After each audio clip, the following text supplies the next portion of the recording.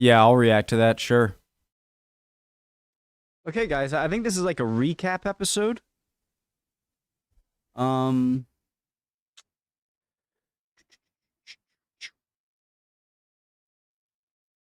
Preemptive, like, it is the one after, I did the Kharkiv counteroffensive. Yeah, then this one. And so there are 1, 2, 3 after this. And I think he's still coming out with more. Them, they. But yeah, this could be nice. Like a recap. Let's go. 6-month summary, Russian invasion of Ukraine. Original link to the video, top of the description. Below that, link to the Discord. Click on it. Send you right over there. It's cozy time Sundays. Not a very cozy video, though. Let's go. Let's learn. If you are not ready to learn, there's the door. There. Over there. Homek is down the hall. Let's go. Did I say all the things? Original link to the video, top description, Discord, all that stuff. Let's go.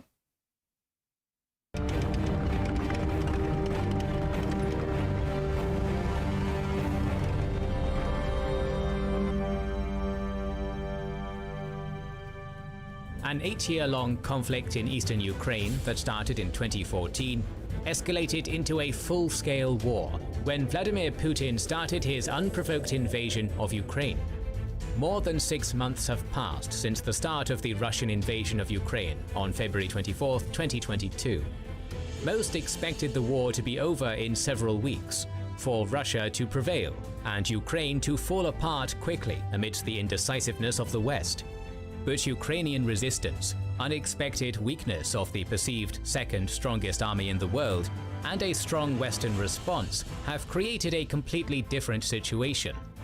In this video, we're going to summarize and analyze the Russo-Ukrainian war since its start, and discuss potential developments in the foreseeable future. This is good. This is a good time to have like a recap. And last episode, Kharkiv offensive, counteroffensive, Ukraine was win after win after win after win after win. Note that the script for this video was written on the 10th of September 2022.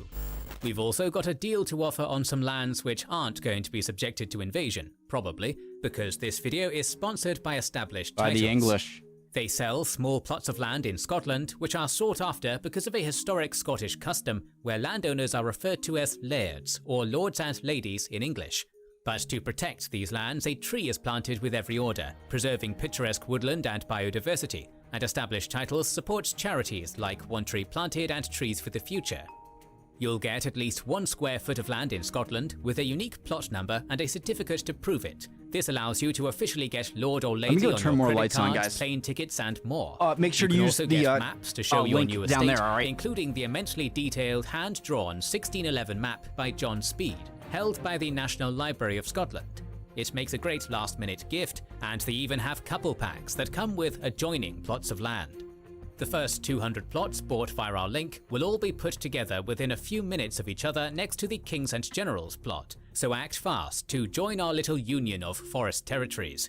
Check out their early Black Friday sale for discounts, plus if you use our code KINGS, you'll get an extra 10% off.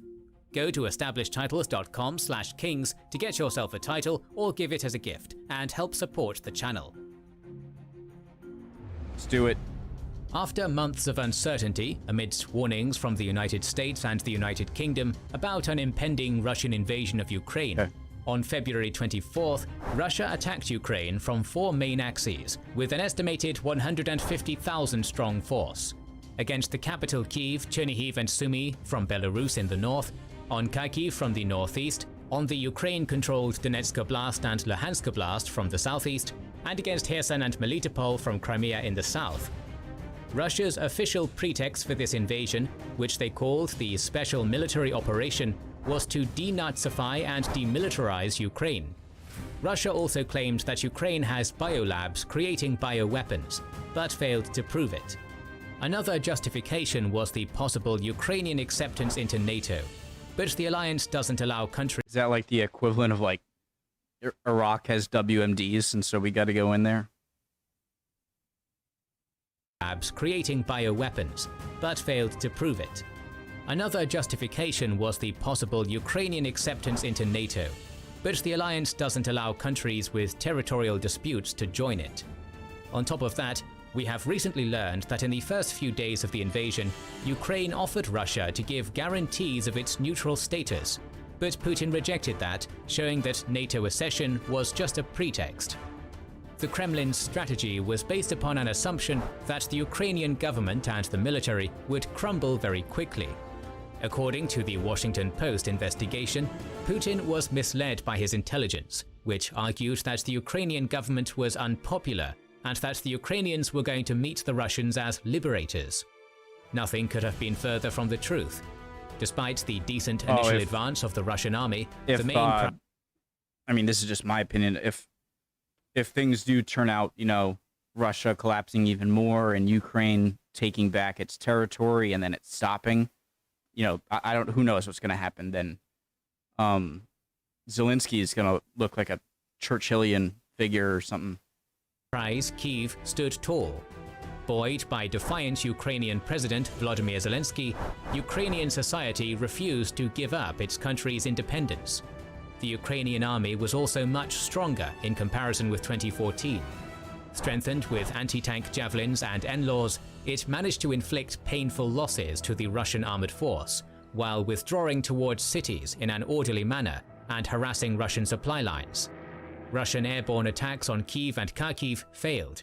A 65-kilometer-long mass-armored column of the Russian army advancing on Kyiv did not change the tide in the Battle of Kyiv either. The biggest success of the Russian army in the early phase of the war was the capture of Kherson, the only large regional center taken by the Russian army throughout the theater in early March. The Ukrainian government has implicitly taken responsibility for this setback. But why did Russia fail to defeat Ukraine within weeks? Why did Kyiv not fall within 3 to 4 days, as the US government expected? Investigations and analyses of the Russian invasion of Ukraine seem to conclude that Russia did not expect much resistance in Ukraine. The Russian command believed that Kyiv would fall quickly, which would cause a chain reaction all over Ukraine. The fall of the Ukrainian government would break the spirit of the Ukrainian army to fight, and Russia would freely advance, as it did at the start of the conflict in 2014. So when Ukraine offered a spirited resistance, Russia was simply not ready for this. Poor coordination between different military units and branches, inability to conduct major offensive operations, low morale of Russian soldiers, inability to ensure stable supply of the forces at the front line, and a failure to establish air superiority doomed Russia into a long, protracted, and bloody campaign in Ukraine. Why did Russia fail to have dominance in the air, despite its 1,511-98 advantage in combat aircraft at the start? For instance, Harry Boneham of Global Data argued that it was linked with the poor training of Russian pilots, lack of precision-guided munition, which forced Russian aircraft to fly at low altitudes and expose themselves to the Ukrainian air defenses, including the Western-provided manpads, Western intelligence support to the Ukrainian army, and unwillingness of the Russian command to risk its costly aircraft against the background of these factors. Early lack of success and unsustainable casualties, especially in terms of armor, forced the Russian command to rethink its strategy and withdraw from the Kyiv, Chernihiv, and Sumy oblasts in April 2022, and to focus on its offensive in Donbas. Poltava. Russia simply did not have enough men to continue fighting on all 4 axes. The size of their invading force was planned in accordance with the scenario of a rapid Ukrainian collapse, and when this scenario failed, the Russian command decided to narrow its objective. But military setbacks were not the only blow Russia received at the beginning of the war.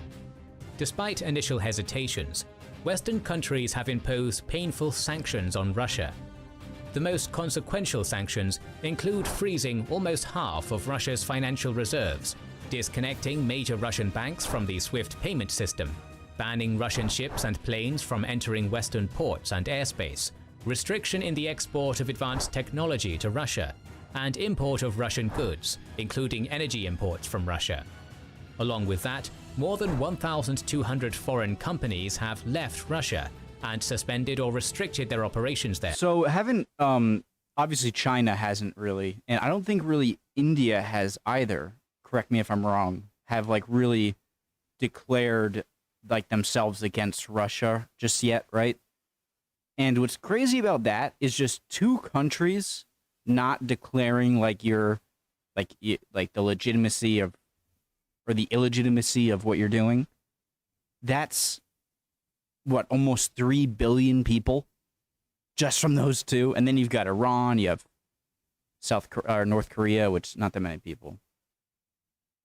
Anyways, but it's just strange how like when two countries don't call you out, that's technically like a third, more than a third, not quite a half of like the entire world hasn't really denounced it yet.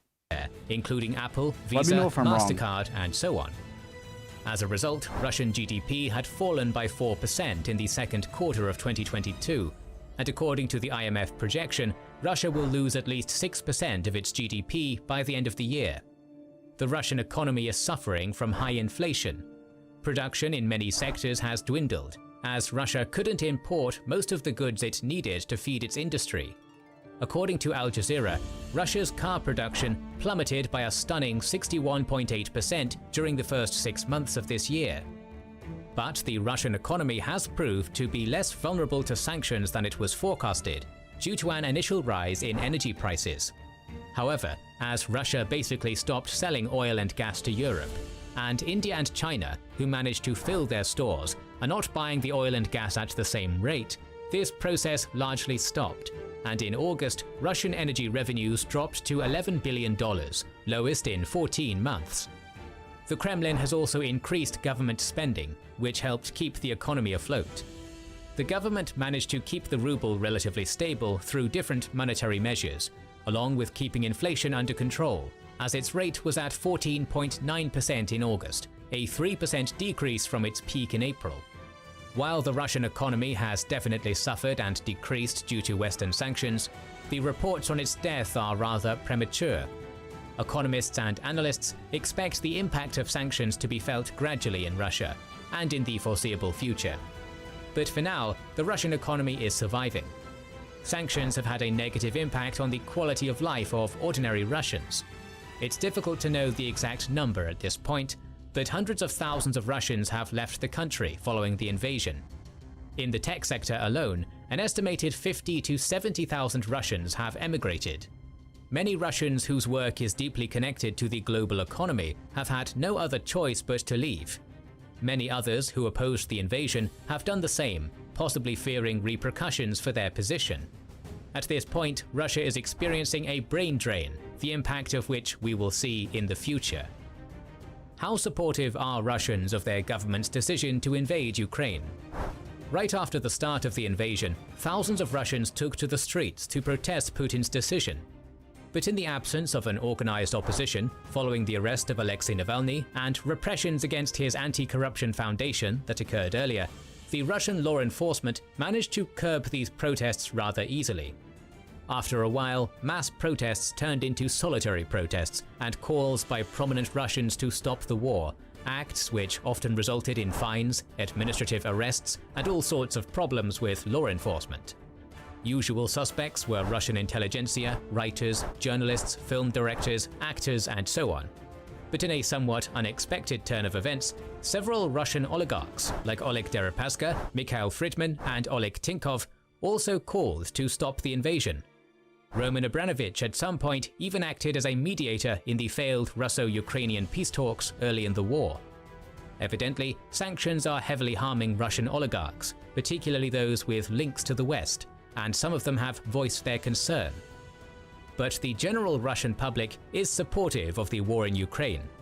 According to polls conducted by the independent think tank Levada operating in Russia, 76% of respondents stated their support for the Russian invasion, a meager 5% drop in comparison with Hold on, okay. independent think tank Levada operating in Ukraine. According to polls conducted by the independent think tank Levada operating in Russia, independent think tank? I just don't see how anyone would be able to poll Russians and get a result that the Russian government would not let you conduct the poll. How is that possible? According to polls conducted by the independent think tank Levada operating in Russia, 76% of respondents stated their support for the Russian invasion, a meager 5% drop in comparison. If anyone could explain that to me, I would appreciate it. With March. Even the continued shelling of civilian areas of Ukraine and evidence of the brutality of the Russian troops did not do much to decrease the support for the war. I've seen some messed up videos. Some analysts question how firm that support is, and if the Russians are ready to actively support the war effort. Following the Russian withdrawal from the Kyiv Oblast, it was revealed that hundreds of Ukrainian civilians had died in the town of Bucha during the Russian occupation. Even though Russia deflected the blame onto the Ukrainians, whom they accused of organizing a spectacle and a provocation, all the evidence points to a Russian-organized massacre. According to the UN report, as of August 21st, 5,587 Ukrainian civilians had been killed and 7,890 had been injured since the start of the war. The UN also stated that as of August, 7 million Ukrainians have fled the war. Thousands of Ukrainian children were kidnapped to Russia for adoption. The human suffering caused by the Russian invasion is difficult to measure and account for, but it is clear that tens of thousands have died, millions have fled, and hundreds of villages, towns, and cities have been destroyed or heavily damaged since the start of the war. Following the failure of the strategy to shock Ukraine into submission, the eastern region of Ukraine, Donbas, which has been a zone of conflict since 2014, became the main focus of the Russian offensive. This prompted the Russian government and propaganda to reinvent their justification of war. Denazification and demilitarization of Ukraine remained somewhere in the background in their messages, while the so-called liberation of DPR and LPR became the emphasis. It seems like at this point, reaching the administrative borders of Luhansk and Donetsk oblasts became the minimum program for the Russian command. In mid-April, Russia restarted its offensive in Donbas. The Russian strategy was the usual one, massing an excessive number of artillery in a relatively small area and embarking on a massive artillery shelling campaign, turning target cities and villages into rubble. At this point, the main advantage of the Russian army over the Ukrainian army was the numerical advantage it had in terms of artillery. This allowed Russia to have its most successful period of the war between April and early July. Russia made steady progress in Donetsk and Luhansk oblasts throughout this period.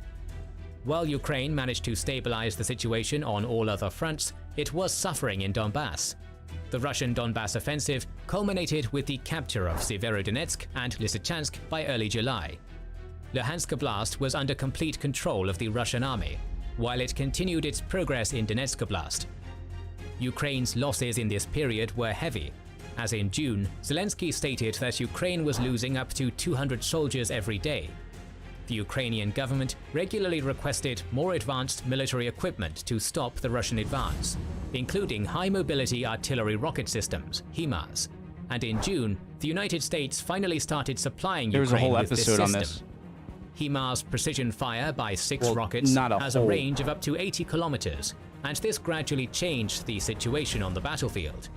Armed with HIMARS, Ukraine started regularly targeting ammunition and oil depots. As Question.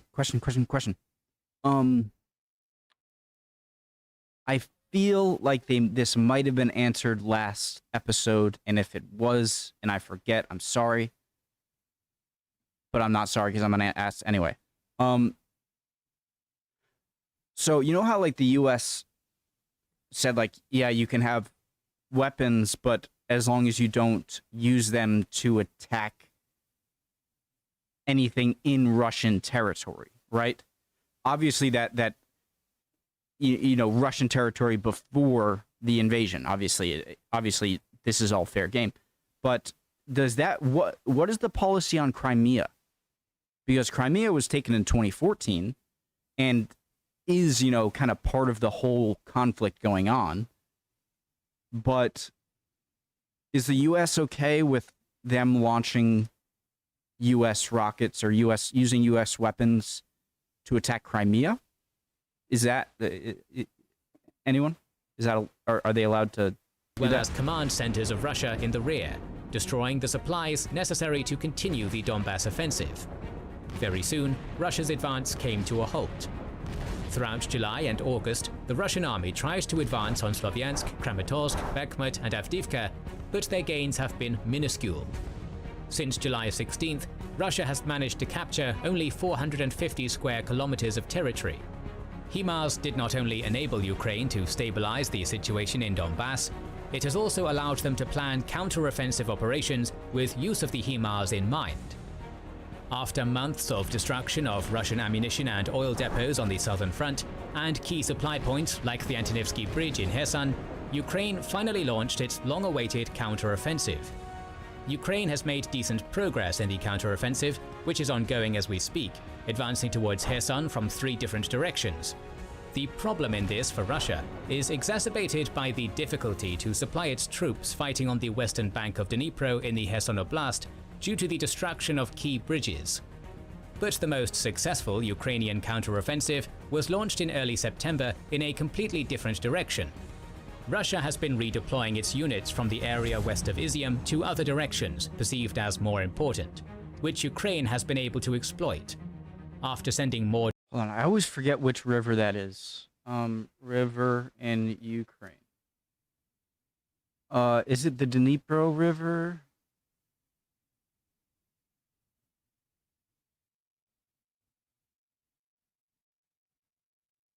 Oh, it's in Russian. Or it's in Ukrainian. Or in... It's a hell of a barrier of a river, it seems. I mean, look at how wide it gets in so many parts. Okay, sorry. Troops and military equipment to this area, which the Russian command somehow missed or ignored, Ukraine has conducted its most successful operation of the war yet. Ukraine has liberated Balaklia, most of Kupiansk and Izium, while advancing on Liman. Kupiansk is of a particular strategic importance due to being a key supply hub for the Russian war effort in Donbas, which fell to the occupiers in the first days of the invasion. Russian military bloggers have claimed that their... I have to go back. While advancing on Liman, Kupiansk is of a particular strategic importance due to being a key supply hub for the Russian war effort in Donbas, which fell to the occupiers in the first days of the invasion. Russian military bloggers have claimed that their front in Izium has collapsed, and the situation of Russian troops fighting there is dire. Ukrainian counter-offensives show that after months of defending and reacting to the Russian movement, Ukraine has managed to capture initiative and momentum on the battlefield for the first time in this war. We should not forget that Ukraine has been the biggest victim of this invasion, as its people continue dying in defense of their country, while their cities, infrastructure and economy continue being destroyed. But this war has been consequential to so many other countries that we can say it has already had a global impact, with natural gas prices being over 3... Yeah, so like I said in the Discord, you know, so it seems like it was a Ukrainian air defense missile that was trying to target Russian missiles firing or aircraft, and it one landed in Poland and killed 2 people, right? And I kind of like it's kind of like if you're sitting next to someone, and then a bully comes over and starts attacking that person next to you. And then in order to defend that self, the person cocks back to throw a punch and kind of hits you with their elbow, you know? It's like, of course it's not a Ukrainian aggression against Poland. That's insane. But I think it'd be much easier if everyone just, said, where does the evidence lead us? Obviously, this is a repercussion of Russia's invasion, no matter what. Unless something else came up, I haven't...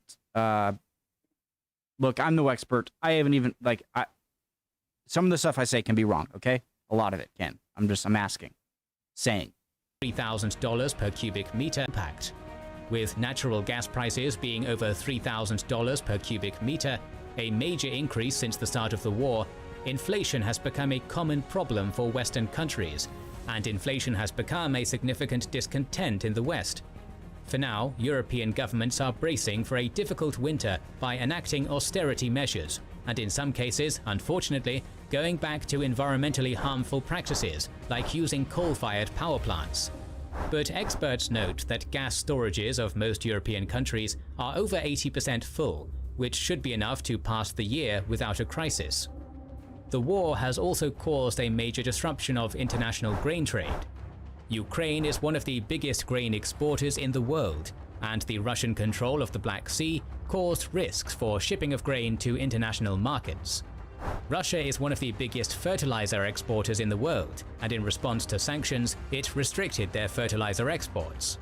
This led to fears of global grain shortage, which could have led to starvation in the poorest countries of the world.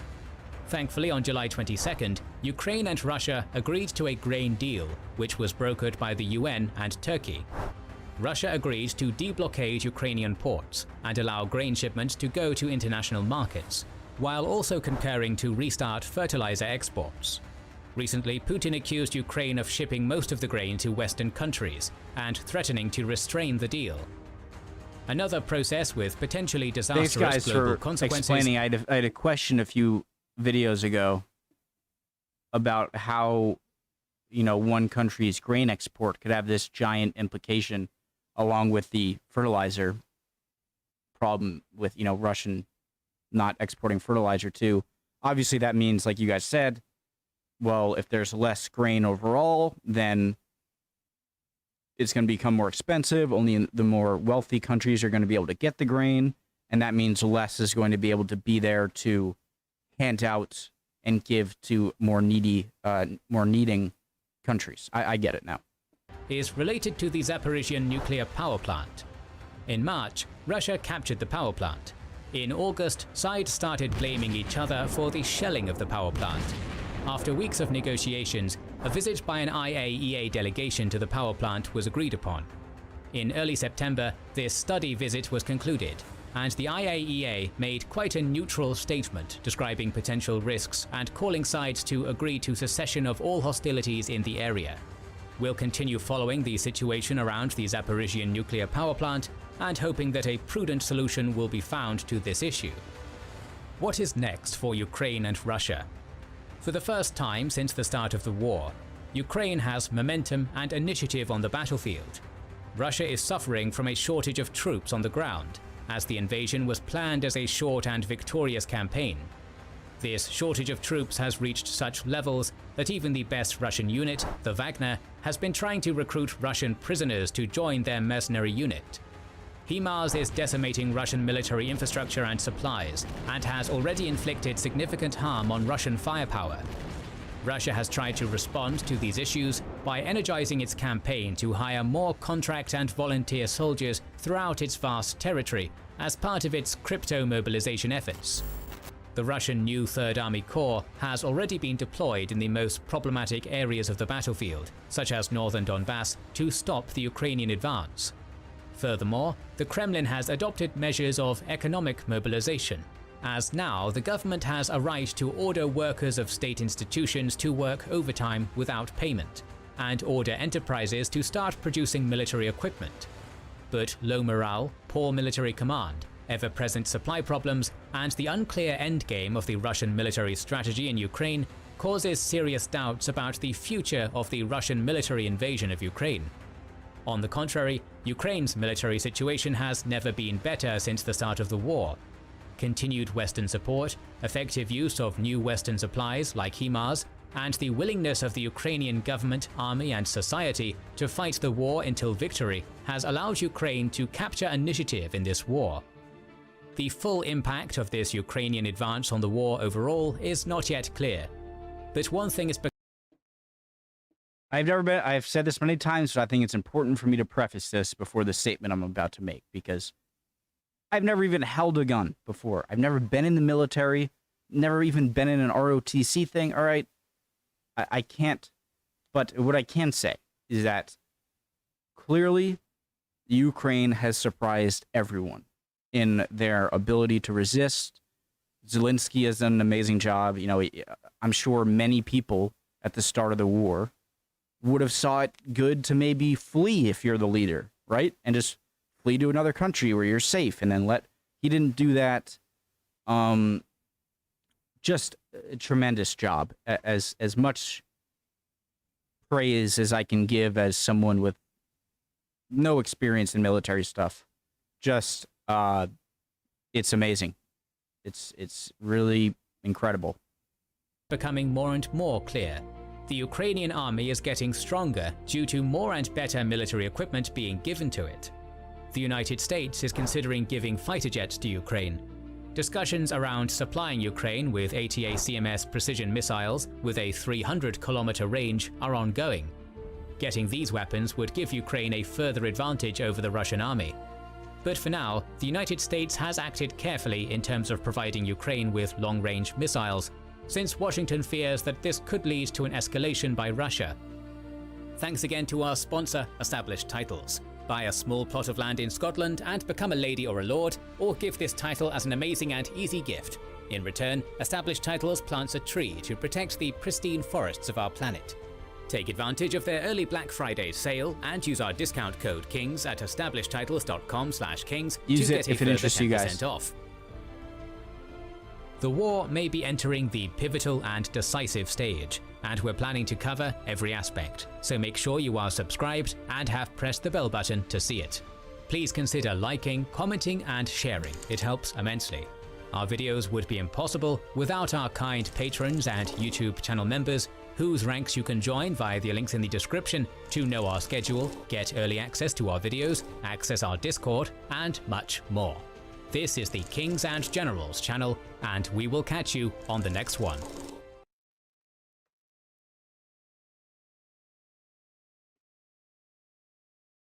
My sacrifice to the algorithm gods. Awesome video. Amazing. I will watch the next 3 episodes soon, and I'm sure they will, like they said, they're going to be covering every aspect. And so this is like one of those weird things where, you know, with Kings and Generals, and it's one of those channels like History March, Epic History TV, Baz Battles, you know, stuff like that, where it's so used to so used to covering much more ancient history, or at least not 21st century stuff, and it's certainly not stuff in the present. And so no one has any clue how many more episodes are going to come out. No one knows when all this is gonna stop. But great video, Kings and Generals. Nothing bad to say, only good things. I've been watching many, probably hundreds of videos of theirs, and love the channel. Hope you guys are all doing well. Hope you learned something, and definitely hope you can teach me something in the comments. See you guys next time. Bye.